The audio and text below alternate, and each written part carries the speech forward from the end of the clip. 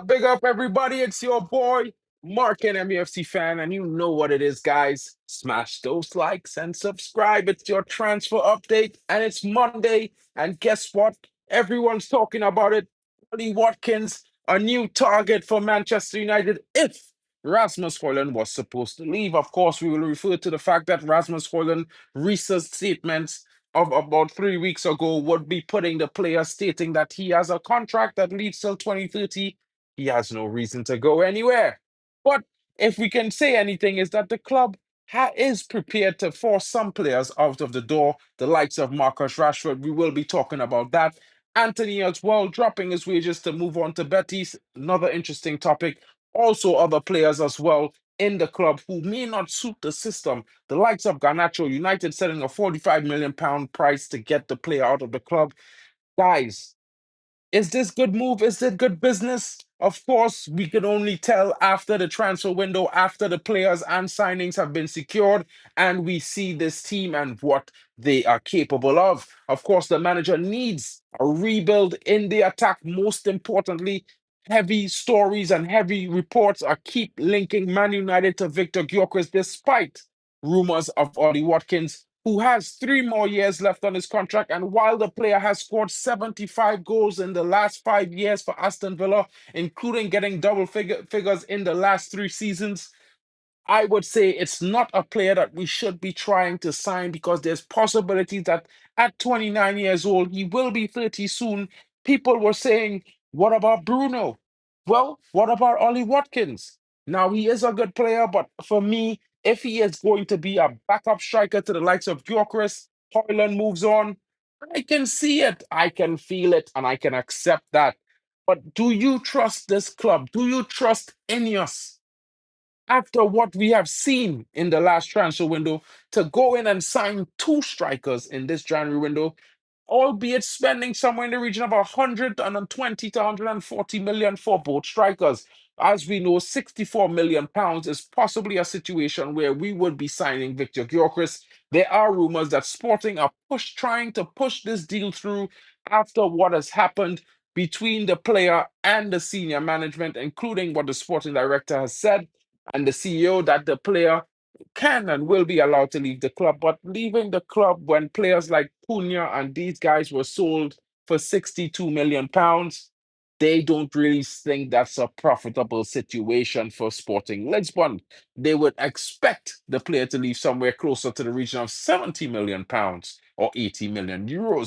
And what I can say to you guys is that Arsenal is definitely not prepared to pay that fee. As you can see, they are steady negotiating a down fee in £65 million for the likes of Benjamin Sesko. And that might put the Gunners out of the race. Of course, we heard rumors that Liverpool is joining the race for the player, but realistically, they are not of interest to Victor Gyokeres, who's not really interested in hearing conversations from Liverpool. Now, we have seen Liverpool been rejected by quite a few players, but they have also joined the likes of, you know, for Chase, they have also got Florian Wirtz to come to the club, which is a very interesting player, I have to say. I cannot say that he's not talented, and I would not have had him at Man United. Of course, I would. But spending 100 plus million pounds for such a player is not something I think Man United can do in this probable moment. It's one of those things that it will be interesting to see what happens, how it turns out. I mean, Prince Hood, I know, but I don't think Ollie Watkins is class, bro. I think he's a winger that has been converted to play the striker role. Of course, he does a job, but I don't really think he's that beast up front, that bagsman, that clinical number 9, that killer. You know what I mean? I don't think so. And that's just I could be wrong and I would put my hands up, but realistically, it doesn't excite me signing Ollie Watkins for Manchester United. You know what I mean? It's like it's like when people were happy to have Kenwyn Jones playing for Trinidad and Tobago. That never excited me because, I mean, the brother grew up playing as a CDM. That was his best position at St. Anthony's. He was never a striker. So it's a weird one. It's a weird one. It's a weird one. TNT Youth Under 17. I will definitely talk about this shortly, broski. I will definitely talk about this because I was about to talk about this. This is one of the reasons why I'm live today. You know what I mean? But let's get into the top story. I'll bring my brother Bali Tech into the building as well. Of course, you guys know him, so never fear. He is here. You know what I'm saying? So let me just change the scene slightly so I could bring my brother into the building. It's gonna be an interesting one when he comes in. We're gonna hear what he has to say and what others, what I will definitely be reading all of your comments, guys. So get your comments in. Let us hear your opinions. Of course, Brian or Kevin Donovan, this is something that we are looking at as well because Man United are still locked in talks with Brentford as we speak. Their talks are in advanced stages. Of course, they did reject the bid for £63 million, but I told you guys last week that the likely deal will be somewhere in the region of £65 million guaranteed. £60 million straight up and 5 million in achievable add-ons. I tell you that because this is what I've been hearing for a month now, and I'm telling you, this is what the deal is going to be. There's going to be lots of negotiations, but they're going to have to get the job done regardless. Because guess what, guys? Amorim needs the best possible starter next season. He's going to need all the talent and all the options that he can get part, guys, because will it happen or will it not happen? It's the other thing. Bali, my bro, what are your thoughts on this Ollie Watkins signing? Of course, we already talked about, he does get the goals, he does get the job done. Will with 3 years left on his contract, the concern has to be what would be the fee Aston Villa would require for this player to come to the club. And I'm thinking that, there's reports that 45 million is what Man United are looking to spend, somewhere in that region of 40 to 45.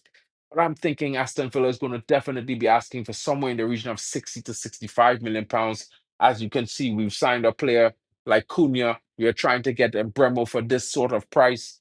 Being a player who's contributed and gotten into double figures in the last 3 to 5 seasons at Aston Villa, yeah, do you think it's going to be a struggle and it's going to be a more expensive signing that might jeopardize us getting the likes of a Gyokeres in or maybe a world-class midfielder? What are your thoughts?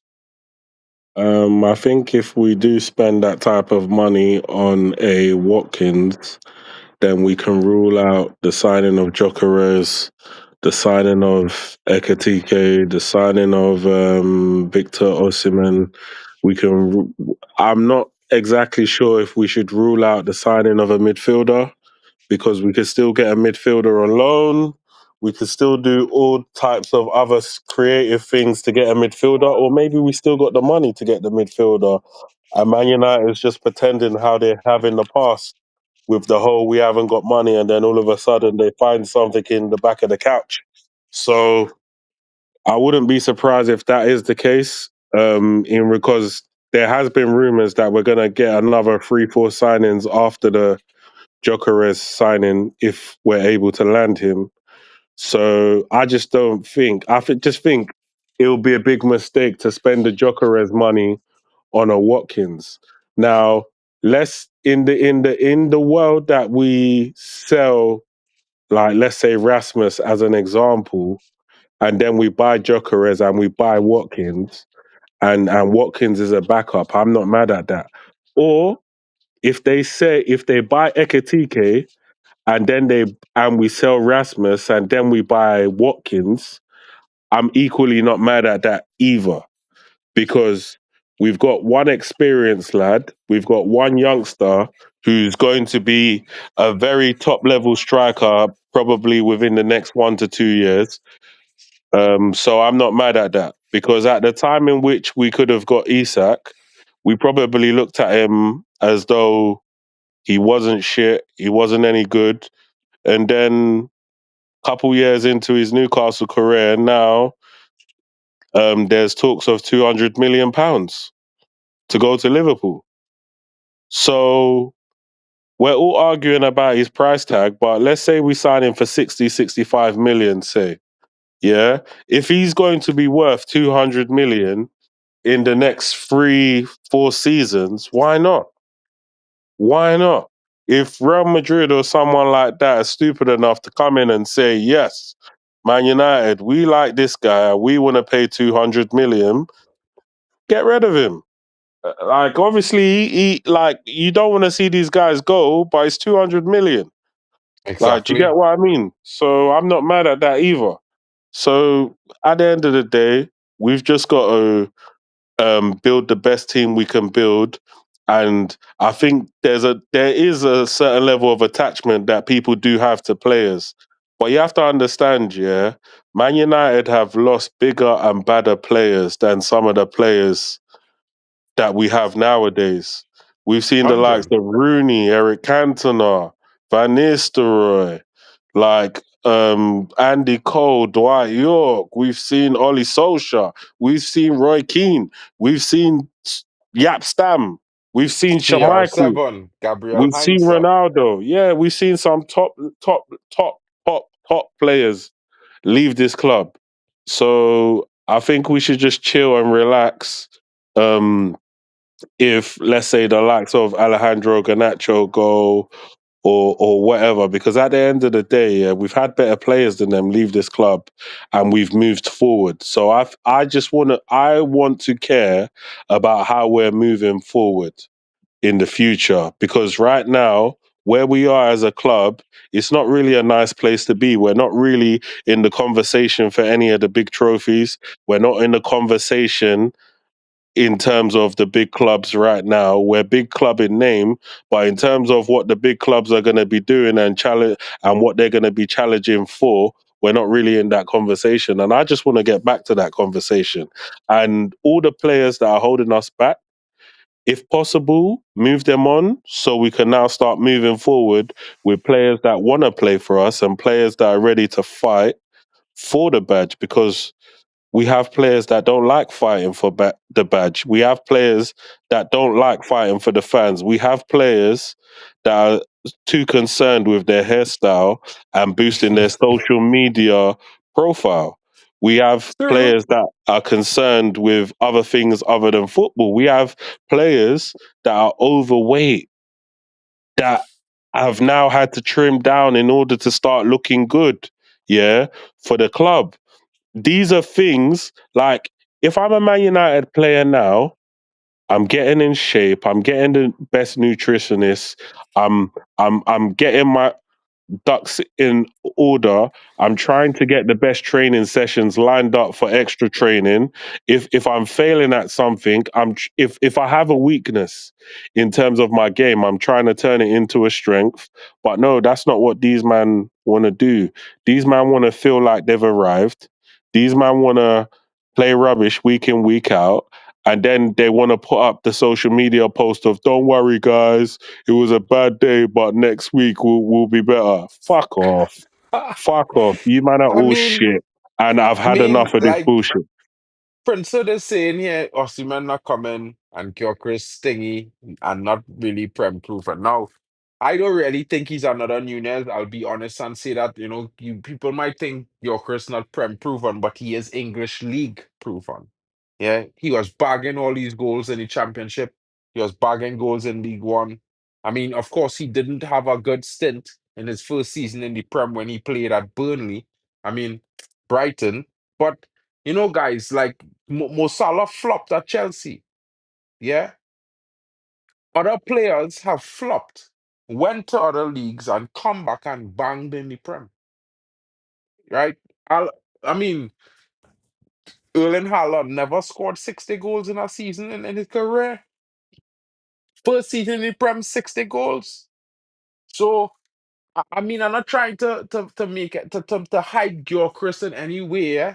But the brother has shown that he has grown into a striker, a force to be reckoned with at striker, a bagsman. And while, whatever happening with him and Sporting, I don't care about that, bro. And I think as a football fan, a Man United fan, the most you should care about is we are the best players on the pitch. Because at the end of the day, games are won and lost on the pitch.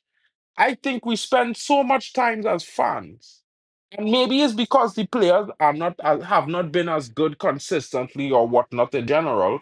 But we spend so much time focusing on what these players do in the time when they're not on the pitch that It's like we focus more on socials, or we are as much marketing driven fan base as the club is a marketed club, is a commercial club. You know what I mean? We are chasing Adam Wharton, bro, but Crystal Palace want £100 million for Adam Wharton, broski. But he is definitely a high priority target for the likes of Jason Wilcox, who's the new DOF. You know what I mean? And the one thing I would say, it's hard to move players with high wages, but not killers. Because it are killers who, like Virgil van Dijk on 400K a week plus bonuses. Big up to Neil Driscoll in the building. And he at Liverpool. But he's a top player. Other clubs will go in for him because he's a top player. You know what I mean? We might call him Van Disney, but he's been having a good stint at Liverpool in general. And clubs will go in for him because he's worth it. Like just like Ali Hilal was coming in for Bruno because he's worth it. There are players, if they earn their weight in wages with performances, having high wages is not a factor that is negative on the club or in any way because the player is doing what you are paying him for. You understand? But at the same time, I get your point with the high wages because there's lots of players like Anthony. Like even if I have a liking for Anthony, or I rate him as a player, it was insane. We took him from £20,000, 20,000 euros a week to 220. That was mad. And this is the terrible decisions that this club has been making for years. I mean, Amad Diallo is an amazing player. And I don't know, but I just have this funny feeling that we give him a lot too soon. Yeah, Garnacho is on 60K a week, people. And Garnacho, for the last 3 seasons, has doubled his goal contributions each season going forward. And he's still on 60K a week. Of course, he had a bad attitude this season with the manager, and of course, he's going to be on his way out. But this is what we need to be doing. We need to humble our players, especially the young players. Yeah. Because we don't want to make a second Rashford mistake. We need to humble these players. Reports that Kobe Mainoo wanting 200K a week, as much as I think he's generational. If that is what he wants, we have to sell him. And it would pain me to say that, but it's the truth. Because players need to earn their way. They need to deliver for Man United a season or 2 seasons back to back before we give them these ginormous salaries, 100 plus K a week and thing. Of course, we did buy some players on 100K a week like Lenny Euro, but Lenny Euro was coming in as the golden boy, the first defender in the last 5 years to be in the top three of golden boy. He was defender of the season in France. So it might be that he was worth his weight in that wages, in my honest opinion. You know what I mean? Big up to Richard James in the building and big up to Neil Driscoll. I just think it's an interesting situation.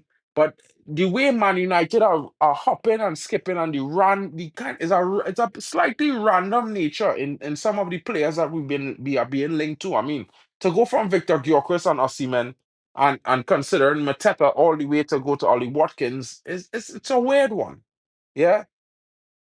And that is one of those things where I feel like we could only relax, like Neil is saying, he's chilled about the transfer window. You know what I mean? We can't really do much about this. All we could do is really watch and see what the club is doing. Now, the Cunha deal is a good deal. He's a player that will improve our midfield. I might not have been super excited about the deal, but that doesn't change the fact that it is a good deal. And Bremo, if we could sign that player as well, I think we are definitely improved our team by 20 to 30 goals with those two players coming into the squad.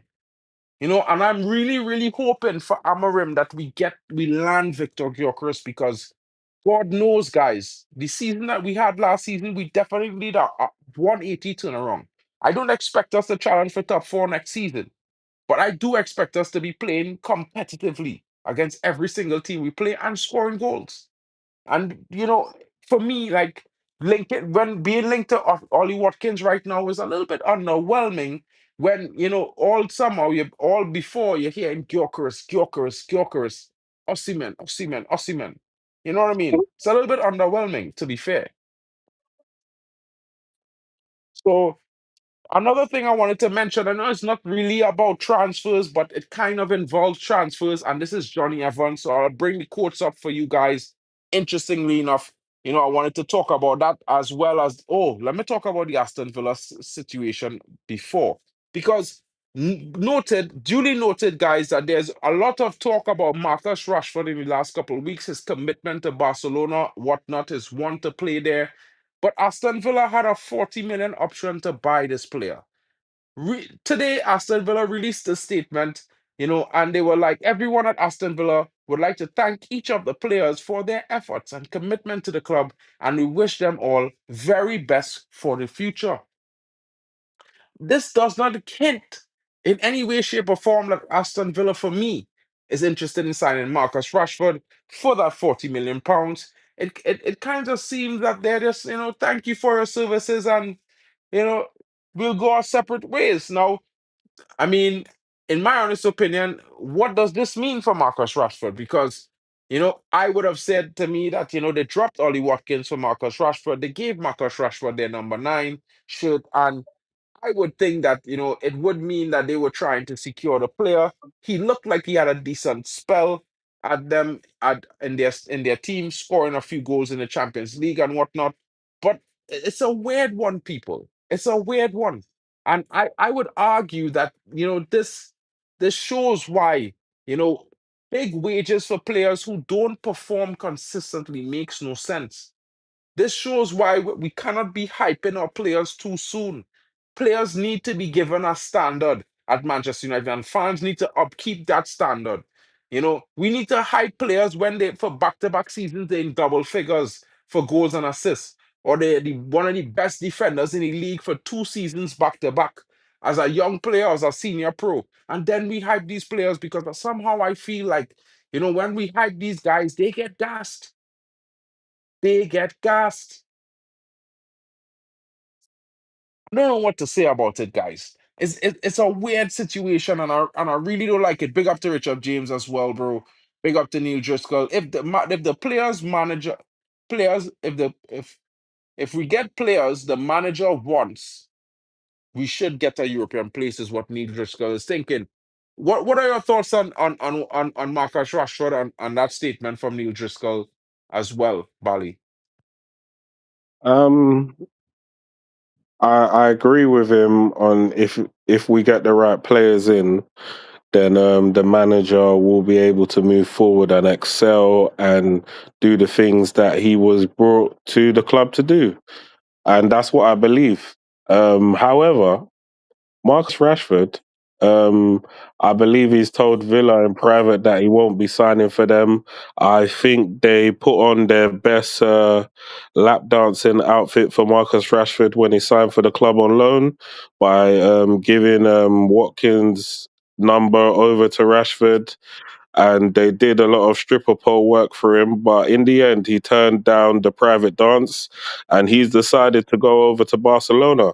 And for whatever reason, he wants to sell his soul to the Catalan Giants, and he wants to. Reports are saying that he wants to take a pay cut, which I do find interesting that he's willing to take a pay cut in order to go to them. I don't think he would take a pay cut for any other club.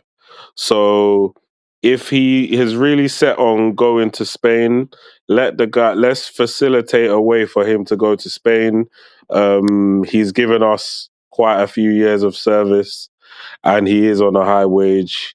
And although I'm a bit upset about this pure profit that we may or may not be getting, I think we should just get him out of the club quickly as possible and get the players that have already made up their mind that they're not going to play for us again out. And we can start rebuilding the club in the manager's image. And if we're able to do that, then fingers crossed we'll be able to dominate the league. Yes, it's going to be hard when your rivals are buying the likes of Florian Wirtz and Reinders and Omar Mamouche and players of that sort of quality. However, this is Manchester United. And Manchester United will never die.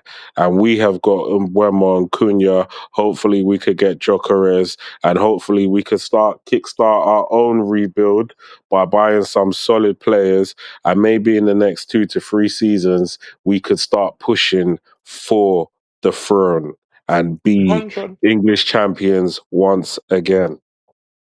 That would be nice, bro. I think everybody in here wants to see Man United as English champions once again. I think that's the whole goal.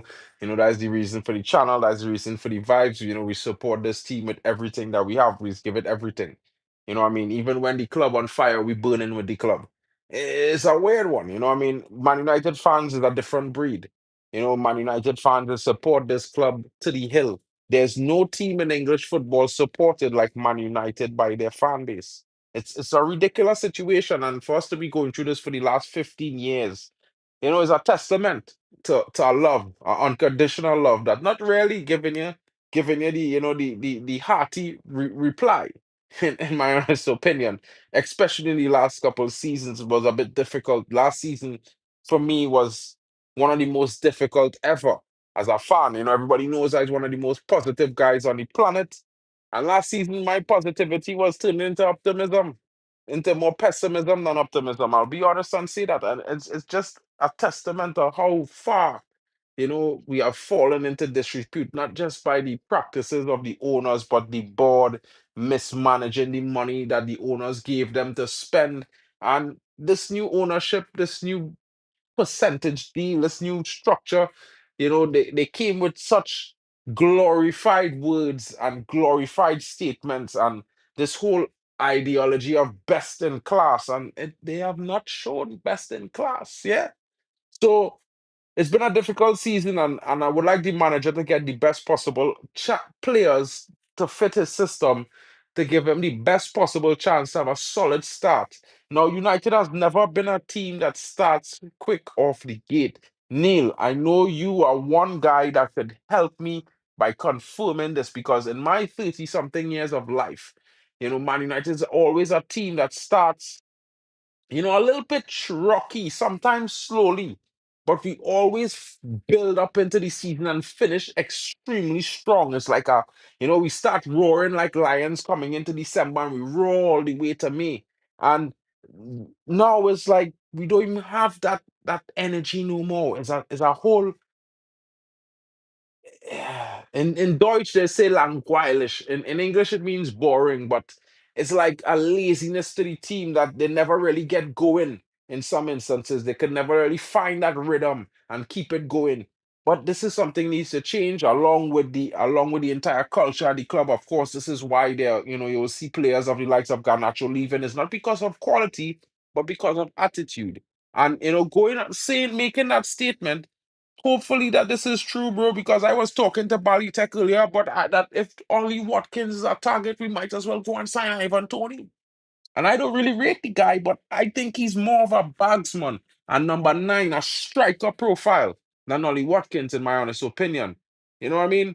Hopefully Sancho will leave soon. Of course, he's been, twerking for every single club around the sun, and nobody seems to want him. Of course, he's trying to demand his 330K per week from that he was getting at Man United, and of course, no one thinks he's worth that. That's another problem.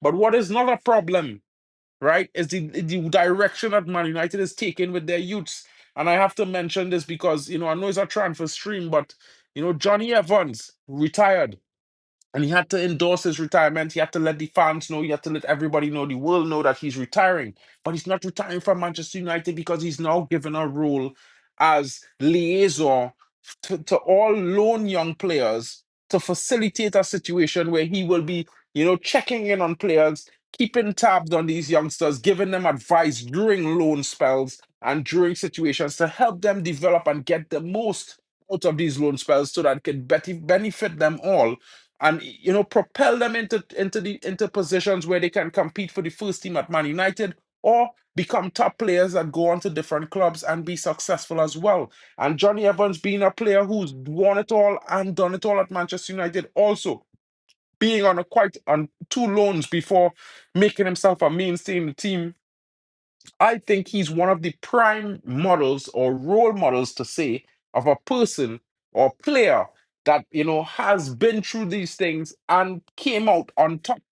And I think this will definitely make a big impact into our academy, especially out of these youngsters who are tending to think when they go on loan, Man United doesn't want them anymore. It has been a little bit of a thing that has been happening over the last year and a half with the club.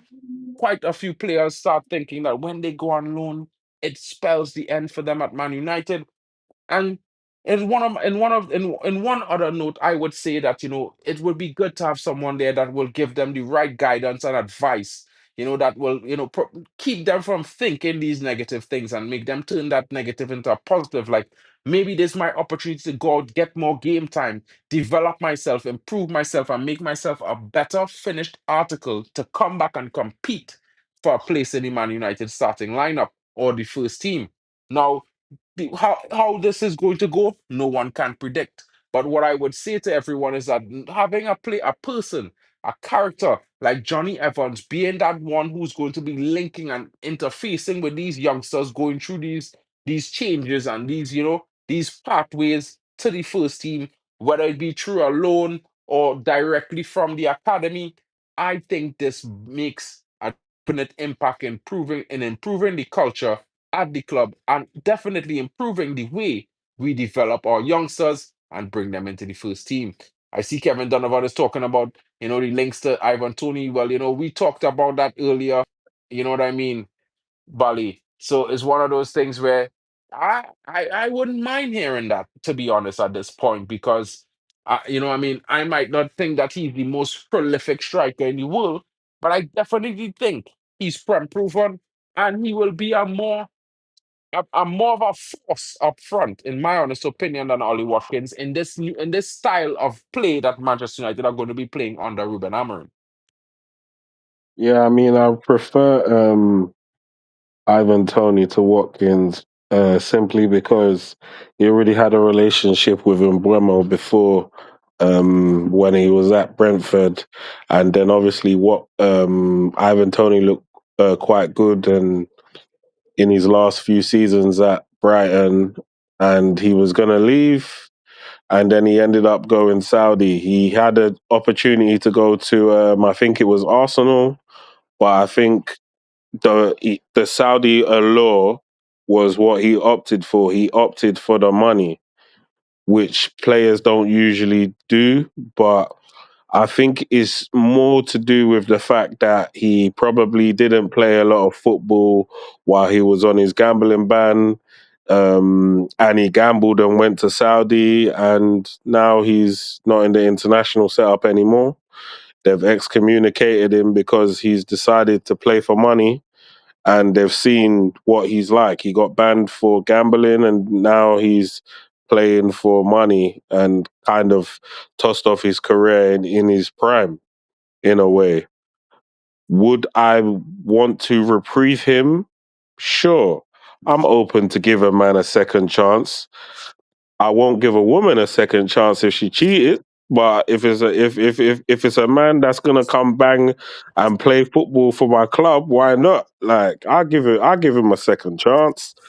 So yeah, Sure. why not? I think he's better than Watkins anyway. Facts. I agree there. Big up to Neil Driscoll. Yeah, I think it will be a general consensus of happiness with Johnny Evans, knowing the character of the man in a sense and what he has brought to Man United in a Man United shirt. These are, you want to see more players like that, that type of fire, that type of loyalty, that type of energy, the effort, the grit, the will, to just the way the man represent in the red kit, bro. You don't really see that nowadays with players in general across certain clubs. It might have a few players like that, but you don't really see that. You just see it, and it be funny enough. You might see more of this with clubs that play in the bottom half of the table and in the championship. That sense of playing for the badge, giving everything, leaving it out on the pitch. Some of these players playing for these top 10 clubs, these top clubs in leagues, they start to become prima donnas. like entitlement whores in a weird sense of the way, because they don't really, on a player trip them, they don't try to fight and stay on their feet. They're going down and looking for the foul each and every time, no matter how easy it is. It could be they mash your toe. You know what I mean? And we used to have players who you could kick them, you could scratch them, you could grab them, and you could pull them, and they're pushing you off, still driving that ball forward. I mean, look, let's look at Ronaldo playing left midfield for Manchester United or right midfield. Some of the tackles he used to get and skip over and get back up and run and win that ball. It's rare. I don't know how many players nowadays in this modern age will do those kind of things. Do you So know I think what? Yeah, even you reminded me of Cristiano when he used to play left wing or right wing. He used to actually terrorize defenders or fullbacks playing there. And if he ever had a game where the fullback was getting better of him, he would shift from, let's say, the right hand side to the left hand side and start terrorizing that guy over there. And we don't have that at this club. Unfortunately, the person who was meant to be his heir, he's a good player and he is developing, but we saw that Ronaldo had the capabilities to skip past the man when he was 18. Like, we saw it with our own eyes. So regardless of whether or not man said, but he's a one trick pony, yeah. But his one trick worked it all the worked. time.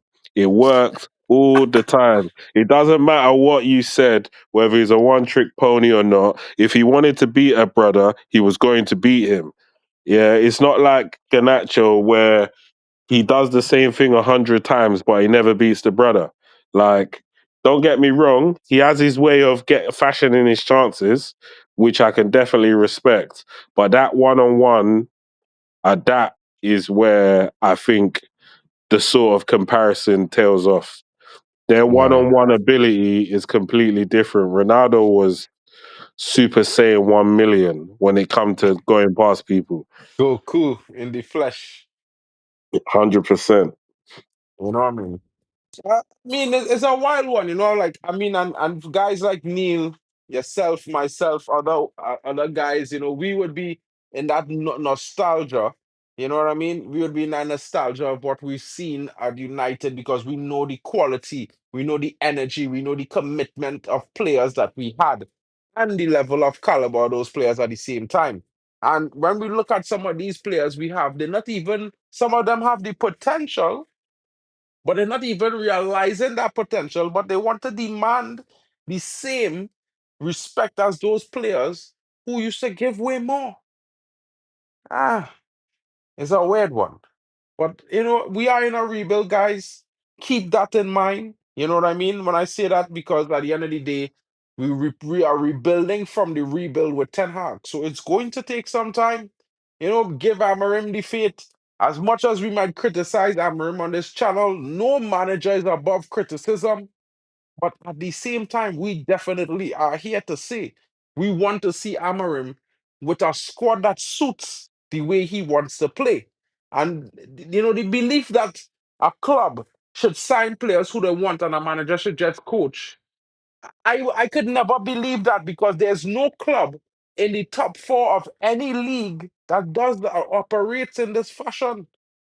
And it's been that way for ages. Only selling clubs who live in mid-table and below operate in this fashion, because they always buying players with the hope of a big club coming in for one of these talents.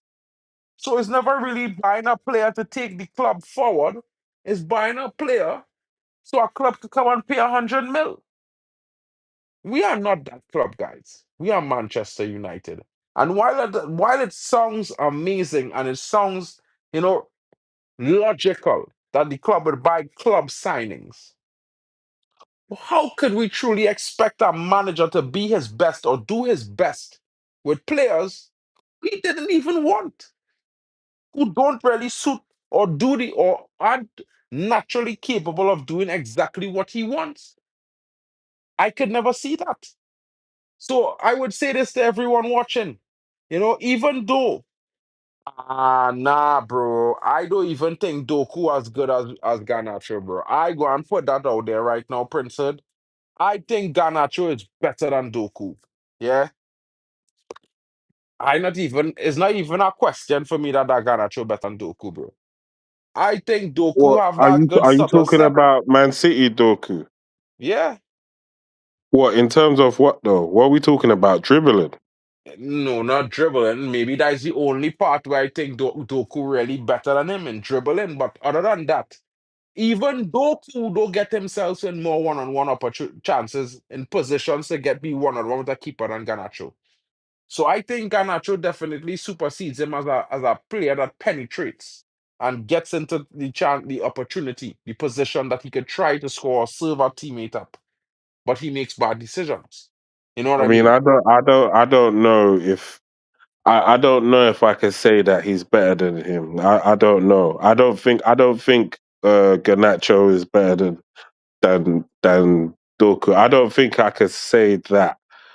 But just because I can't say that, that doesn't mean I think that he's head and shoulders better than him or anything like that. I just don't think I could say that. I actually think he's going to have a much improved season. I actually think that the type of team that City have now is going to allow the likes of Dorku and some of their other wingers to start looking like killers. I actually think he's going to look like a killer this season. Bro, what FA Cup final Doku balling, bro? Doku lost 2-0 in the FA Cup final to Manchester United and Garnacho was a goal scorer. Just wanted to say that. Yeah, by the way. But anyway, yeah, I mean, bro, I'm not trying to put no shade on Doku, to be honest. But I just think, as a winger, you're rated on your output, on how much you contribute to your team. And as a winger, Garnacho contributes more than Dogu every season. So Yeah, Dogu, yeah, as a I hear player, that might be a still. better dribbler. He might be a little. I don't even think he's quicker than Garnacho, to be honest. I think Garnacho is quicker than him. But in a retrospective sense, Garnacho still does. I think Garnacho terrorizes players a little bit more than Dogu. He might not have the dribbling ability, but he's a constant nuisance. He's a constant nuisance, bro. I mean, I'd Like, rather have a dribbling ability than whatever Ganacho's got. But that's just me personally. I'd rather have the mm, dribbling because you see, the thing is, yeah, most of these defenders know that they can stop Ganacho. Ganacho is just a guy that just keeps coming. He just keeps coming. He keeps coming. He keeps coming. He keeps coming. But you know that when Doku's on the ball, he's gonna go past you. Like 9 times out of 10, he's going past you. All he has to do is develop that goal scoring ability. And if he develops that goal scoring ability, then we can say that he may end up being head and shoulders above Garnacho because he has the ability one on one to go past you, go past true, you, go but past you, go past you. If I'm he develops his goal scoring and his assisting, it's curtains. yeah, well, it's good if, and the reason why I say if is because Garnacho scores more and gets more assists than him on average every season for the last two Yeah, seasons. exactly, exactly. One, and if But he has to Garnacho, develop that. He has to but if develop that. Garnacho, if Garnacho do one thing, make better decision, fix his decision making. I'm just saying, if Garnacho could fix his decision making, right, or improve it, I think Garnacho will be head and shoulders above him no matter how Doku improve. No, I Because don't agree. I don't Garnacho, agree the reason why I'm because saying this is I don't. I because believe it's too late for him to learn the I'll dribbling. just put this stat out for you, right? Where Dogu is and where Garnacho is for box penetration, playing the same position, Garnacho is in the top three and Dogu is in the bottom 20, right? So which me and it's so much, there's so stark a difference. Garnacho ends up in almost 5 to 10 times more chances one on one or in a situation where he can create a chance than Doku. Yeah. And Garnacho does not play more than Doku, bro. Doku start the same amount of games this season as Garnacho. But Garnacho delivers more than Doku. Garnacho is one of the quickest players in the Prem as well. So I would say Yeah, that yeah. Doku is There's a no better doubt. dribbler, hands down, than Garnacho. Yeah.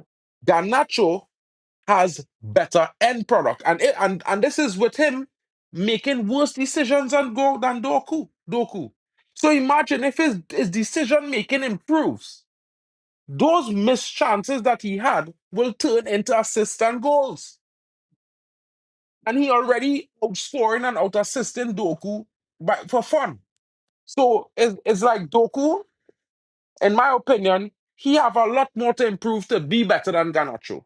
Because he not only have to add goals and more goals and assists to his game, he have to do it for 2 seasons. Or you have to make sure it's a You forget the consistent you thing. forget the team. You forget the team that he's playing for. Yeah, well, of Yeah. course, they improved The the squad team this that he's season. playing So, of for. course, I'm talking about what I Yeah. see before. I can't talk Yeah. about what I Yeah. see yet. Yeah. But I Yeah. expect them to be Sometimes. plenty better next season Yeah. with the signings they make, to be honest. Yeah. Sometimes you. I think for me, I think I've got the foresight to see when a player is on the ascendancy, and I think he is going to massively improve this season. I think the likes of Foden, who wasn't that great last season, is going to actually level up and be better this season. I can see the likes of Omar Mamouche kicking on. I can see Ryan Cherky terrorizing defenses. I can Mm. actually see a much more improved Why City we didn't get team. Omar Mamouche? I don't know. But you wanted him as a centre forward, but I just think he would have been Hey, a sick left 10. He would have been a sick left 10 in this squad. And if they said, we got it's either him or Cunha, then I would be slightly leaning towards Mamouche because of his goal scoring exploits last season, because he actually scored way more goals last season, and he had a lot of assists last season. So I'd be leaning towards him as a left hand, but not as a centre forward, because then you're now doing the thing that you say you don't like, putting a bruh, winger, square pegs and playing him round up holes. front. Yeah, so we're doing that, and I'd rather just have a killer who's up front, who knows how to play up front in week out. He's not just up there doing a job because he scored a bag load of goals in Germany. So yeah, I mean, he was playing up front for Eintracht Frankfurt, so that's why I was looking for him as a striker. But realistically, yeah, I don't mind him in the 10. I just mind that we didn't sign him. You know what I mean? Just like I won't lie, bro. I'm pretty sure man them gonna get mad when I say this, but I rather we had signed Turkey for 10 million over signing Cunha as the first signing. Signed Turkey before I signed Cunha. I probably would have tried to sign two of them at the same time, to be honest. Yeah. But you see, the way I look at football, Turkey is the perfect number 10 for Man United. He has every single facet of what you would need or what you say a number 10 is. He has it. He can dribble. He could drive with the ball. He has vision. He has all the different passes. He could cross inside, outside, through ball, ping pass, physical. And he only going to get better. but he still represents a risk coming to Man United, because you have to understand, Pounds. yeah, At that 15 million pounds, the environment Cunha is that a bigger we have. risk. No, I don't think I'll so. be And honest, the reason why I don't think so is because, yeah, this guy has been playing in the Premier League, yeah, showing a certain level of consistency and scoring against all the clubs, bro. all the big clubs, yeah, Bro, I over the hear it, last but it's two not like if he seasons. score hat trick and brace and I don't, understand what I mean. In I terms don't of a want to number hear you. 10, I don't want to hear you bring this brother down I'm because not you've bringing him decided, down, but yeah, Turkey yeah, but is the this is what better you're 10. doing. This is what you're doing. Turkey had I'm almost saying, 40 I'm GA arguing a last case. season. The Wait, season before hold on. he But had 30. he's doing it in a farmers league, yeah? And I'm Brother, trying to, listen, let me just land, yeah? I'm saying to you that this brother has scored against all the big teams over the last couple of seasons, yeah, and you're dismissing it like it's Yeah, nothing, because he yeah. ain't score against all of The them in all brother, in one season. the brothers who we have, yeah, apart from Bruno, say, the other brothers who we have playing in the tens, the likes of Garnacho, the likes of Ahmad, the likes of whoever else that they shoehorned into that 10, yeah. Apart from Fernandez, they weren't scoring no goals in that 10. Yeah, they weren't scoring no goals against Arsenal and Man City and all of that. They weren't really doing it apart from Ahmad with the bad boy goal that he scored the one time. But other than They that, robbed that was it. Garnacho a goal against Arsenal. Eh? Bruv, but it's not with any consistency, is what I'm trying to say. It's not with any form of consistency. And this is why Yeah, but we've this gone brother and don't have spent, consistency either. He scored bro, against against three big clubs last season. He scored bruv, against three different big clubs this season. he scored against us. He scored against us from a corner kick. He scored against us. Yo, bro, that's a lucky goal, bro. It's not a Come lucky on, bro. goal, man. That's a lucky goal, bro. Man, Come on, he was told, yeah, by the people, yeah, to try and score from the corner, and that's what he done. He said it in the interview, yeah. So as far as I'm concerned, yeah, bro. this brother, this brother has scored. You know, from the research that I've done, this brother has scored the most goals from improbable positions in the Premier Luck, League. It does. luck, You keep saying and it's luck. luck. But Because he's it done is it luck, the bro. most times. Bro, Yeah. His that aim brother is not to scoring catch. that corner Wait, twice. hold on. I don't care. Because what I'm saying is he's been doing it all seasons from No, multiple he's not. angles. Yes, I he mean, but has. this is why it's The, lucky. the Because when you're at an statistics show. improbable angle, it's half Why the do you time hope. why do you like to cut a man down? The statistics show that he has scored from angles he should not be scoring from. And Exactly. he And when has the done it. statistics He show that, is it number means that one it's a ranked. lucky goal. Wait, hold on. He is number one ranked for scoring the most difficult chances in the Premier League.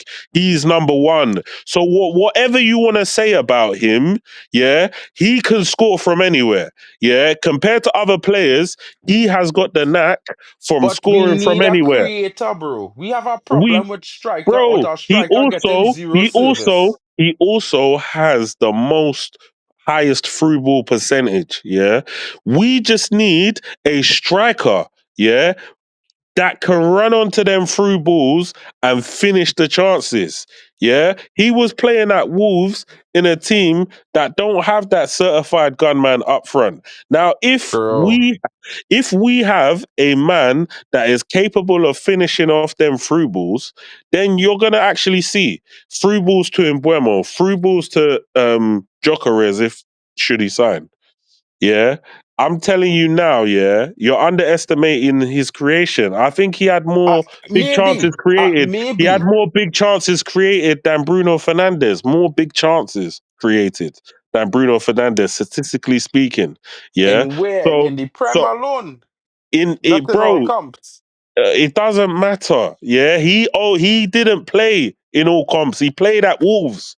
He Yeah, didn't but play no Bruno wasn't in the European. 10 all season. He was playing in Yeah. this He man playing him in the 6, playing him in the 8. How you want I, him to I, I, create? I don't care where they put Bruno. Yeah, all I'm saying is you're arguing that he doesn't create chances, and statistics say that that was a lie. The lie Well, detector bro, these he don't days, have the 20 lie assists in detectors no detect season. He that don't that have was a 15 lie. assists in no season to date. So for me, I'm not going to hype him as a creator. When you don't have 50, at least you're not averaging 15 assists a season. But look That's what just team he's me. playing for. But Because look if what you team he's no, playing don't for. stop, No, don't do that. Because I could okay. equally say that he playing in a farmer So that team. doesn't count. Because If Wolves he's is a play, farmer so team. Nobody so do expect Wolves to win nothing. Nobody do wait, expect Wolves to beat Wait, nobody. so Nobody does not that pressuring not Wolves to count that win they no almost game, got no time. relegated? Wait, hold on. Does that not count that he's playing in a team that almost got relegated? Does that not count? And he How could it shined count? in a You say team. Cherky playing Wait, in a farmers league when he's scoring, he averaging 40 GA. Now you He know if played in next the season Farmers League. Chilky You have a can't. better season Why than are you comparing Cunha, playing in the we going Premier to have an League? argument, Wait, bro. hold on. Why are you comparing playing in the Premier League to playing in France? Bro, I'm not comparing playing in the Premier League to playing in France. I Because if compare that's the the type case, of player. The type well, of player, bro. well, if Bro. that's the case, we might as well just say there's no league better than any league, and we might as well start looking at brothers in China. Let's go Nah. over to China and India and Nah, bro. Africa and Nah. I'm not wherever, taking that one. and Nah. let's do it then. Let's do it. Nah. You're Let's going go to the off. conference. Big up to Let's go Freddie to Red the in the building. You're let's going go off to the there. conference. You're Let's being go. You're exaggerating here Let's now. go You're to Austrian exaggerating. league. Let's go to Belgium league, and let's go Nah. and get the players Dwight, over you come there. from the And Belgium League, though? yeah, that's cool. That's cool. Let's just forget all the players we're chasing now and go to the Belgium league and get their top 11 and then bring them over to Man United and start them all. Say fuck off everyone and start them all. Let's do this. I mean, I Let's never do this. saying that, bro. But come They're on, these bro. Come on. leagues, yeah. They're these leagues, I yeah. just Wait, making an hold on. argument for the These fact leagues that are I ranked for believe a that reason. These leagues are ranked for a reason. So when you're yeah, now but starting to players disrespect from the the brother, French leagues usually do well in the Prem, bro. You know this. I know this. Why are you arguing, the fact of the matter is, yeah, he's a luxury player. We are not a we cannot brother? afford. He's a He luxury creates player. more than this guy. He's a luxury player. He Does he create creates more? more than But Cunha. does he? But does he create? Like at the end of the day, we've got Mbuemo, who's a chance creator. We've got Cunha, who's a chance creator, and we've also got The brothers Ember that deal done we yet, but also yeah. got brothers that are scoring goals. Yeah, and I don't like the idea. Yeah, that we've got these men in right, and rather than looking at what they're good at, you're just still just shitting on man. You're not I not really understanding. shitting Yeah. on nobody, bro. Yeah, you are. Bro, Yeah, you I are. just And never really when he rated the guy. performs I this season, preferred. I'm demanding that you take a hot chip. I'm demanding. Yeah, I'm you could get that. demanding. You could When he get that. performs, If he does, you I'm could get that. demanding. I'm demanding that when he performs, you take a hot chip live on this stream and just said, you know what, Cunha, I'm sorry, and you take a hot chip and you say, I'll never do this again, I and probably you would wouldn't say I admit, will never do that again because you know me, and you would bro. admit that he's a better looking version of you. You have to admit to this. Jesus Yeah, Christ. you have to admit to this, man. Look at this. We tired of buying from France, Freddie Red. Tony Marshall came from France. Bro, Tony Marshall was generational. Let's not forget that this brother was top draw when he came. You know what I mean? The Mind you, English I'm not press saying that French league said players can't he play in had no England. I'm not chance. saying that, but I'm saying, yeah, you can't tell me that a brother that's already performing in the league that he needs to come and impress in is not better than a brother who's already playing at a higher level. He's already playing at a high level. Bro, Already playing at the Haaland higher level. came into the league and scored 64 goals, bro. Yeah, Right? but With no Haaland is experience, generational. But never he's scoring 60 generational. goals. He's He's generational. generational as a number 10. Do you He's not gen understand this by meaning? He is a but he's a generational number 10. but he doesn't work hard enough. He doesn't work How hard do you enough. know that? I watch Bro, him perform against a Man United team, bro. And he listen, was driving Leon forward in listen, that game. listen. It's already well known, yeah, that this guy does not track back. He does not work hard enough to come to I Manchester don't need United. everybody to Wait, track hold back, on. Yes, bro. but now you're the manager then. You might as well be the manager then. You might as Bro, well. You're trying to instruct the whole Man United fan base on which players should be tracking back and which players shouldn't be. no, The I'm not manager, saying that, but wait, I just say I don't hold mind on. The it. manager didn't say, yeah. The manager said, yeah, when he first came to this club, yeah, he said he wants his players to run like mad dogs. He does not want a fucking turkey to come and stroll around and then only be active as soon as he sees the ball. That's not what the manager wants. He wants mad dogs. I want what the manager wants. I don't want what the manager don't want. Yeah. However, I do like the guy. But unfortunately, he will be a luxury accessory that we didn't need in the club, regardless of his price tag.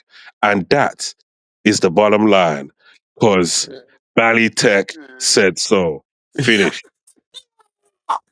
Fellas, big up to all in the chat, yeah.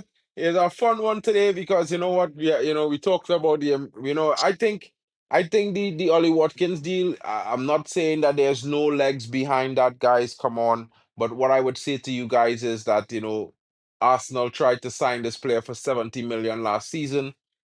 I don't think Aston Villa is going to drop to 45 million. And yeah, it's bad decision after bad decision that lead into some of these decisions that we are making right now. Hopefully, even though I might argue for Turkey and others prefer Cunha, what I mean, as long as for me, as long as the manager, whether I like a player or not, as long as the manager get player the best possible options going into next season, I will be happy. I will be fine. You know what I mean? What? Nah, bro. Like, that. Fred! Fred, what you doing, man? Hey, bro. Fred, how you gonna say this? How you gonna say this, Fred? Yeah, I don't mad at you for talking bad about Pogba like that, but at the same time, I believe Pogba worked at United. I just don't think that they provided Pogba with the best possible players around him to do what he needed to do. It's the same thing with Bruno. For years, they just have Bruno carrying a set of players that not really at the level to play with him. So hopefully this summer is the summer where we actually see best in class behavior, best in class decisions being made, and top quality signings coming into the club to replace players that are going out and to facilitate what this manager wants to do because he came into a club that doesn't have players to play his system. And of course, we would say this, but we'd also expect a manager to get the best of said players. But yeah, it's a long one, guys. You know what I mean? Stress not, keep your eyes open, keep yourselves humble. I would say it's not over until the fat lady sings, and that's at the end of the transfer window. Of course, I expect that we do sign Bremo this week. Mark Davies, who knows? It could be the signing announced tomorrow as the 1st of July. It just seems like, with the start of this news fixture here, Man United could be signing another player. Maybe it's something with a trend. We'll see how that goes, but that would be my best opinion. Also, the deal to Gyokeres is much closer than anyone could anticipate with the fact that Sporting is now trying to accelerate the process to have this player sold based on what is happening. And of course, there's not the bidding war that they expected because, Arsenal are signing Sesko, Liverpool are eyeing Isak, and there's only Manchester United who are in talks with Sporting for said player. So, guys, it's been an interesting one. I'm glad to have you guys here. It's a pleasure to always be here with you. Of course, we're going to try to be there more consistent. Not Wednesday because I'm going to see Kendrick Lamar. But at the same time, guys, big up to each and everyone watching. Thank you so much for joining us. It's been our pleasure to bring this stream to you. We hope you have a great evening. It's been your boy Marken and my brethren Bali Tech. Big up to everyone watching. Hope you have a great day, and we will catch you guys later on with the next stream tomorrow. Stay tuned for more updates. And if anything is breaking, your boy will be back live. Trust that because and Bremo is close and Gyokeres is said to be even closer. Big up to you guys and have a great evening. It's been your boy Marken and Bali Tech.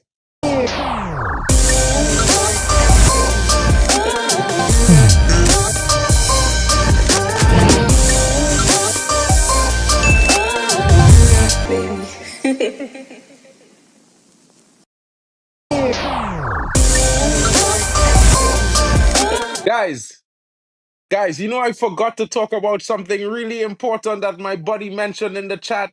Congratulations to young Kali Charan, the young Trinidad midfielder, just signed a new contract as a new Swansea Academy under 21 player. He is 17 years of age. He represents Trinidad at the under 17 level. And it's going to be very interesting to see his development in the championship. I'm here for it. Of course, it's another positive on the Trinidad and Tobago radar. Guys, I can't stop talking about my country because it's a World Cup year, and I know you guys might not like it, but I'm definitely going to keep talking about them because, it's an interesting time. Dortmund Academy is there. Hopefully, Manchester United is going to bring Academy too. We'll see how that goes. Having a treble win on the island and Dortmund is the first club to bring an official academy kinds of hurts a little bit, you know what I mean? Because our colors are red, white, and black. We bathe in the colors of Man United all the time. It's our national colors as well. But yeah, like I said, congratulations to the young talent. Big up to him. I hope, I wish him all the best. And I definitely hope that this youngster, Josiah, is going to make his mark in English football and bring back the roll back the years of heritage when Trinidad and Tobago was a stalwart representation in the Premier League. Big up, big up. Polytech always argue. Argumentative, invisible man. Nah, Balitech is the killer, bro. That's the homie. All right, guys. Catch you later. Shout out to young Josiah's again, and big up to everyone watching. Big up. Catch you guys later again. I gotta go. You know what I mean?